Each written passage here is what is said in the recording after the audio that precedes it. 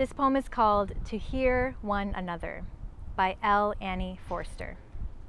The ringing of a bell calls us to worship. The pounding of a drum calls us to war. The popping of a cork calls us to celebration. What is the sound that calls us to hear one another? Listen. Listen carefully. It is here in the silence. Listen deeply. The beating of our own hearts calls us to ourselves, calls us to be our true selves, calls us to be our best selves, calls us to be what we might become. Listen. There is another sound.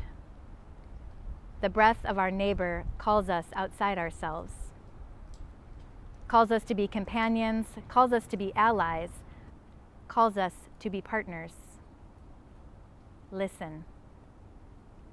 We must heed the call of our own hearts, where love and truth, caring and justice are born. Listen.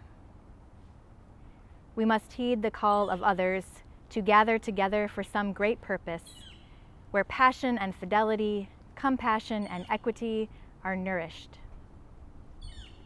The hammering silence calls us together, that we may do the work we cannot do alone.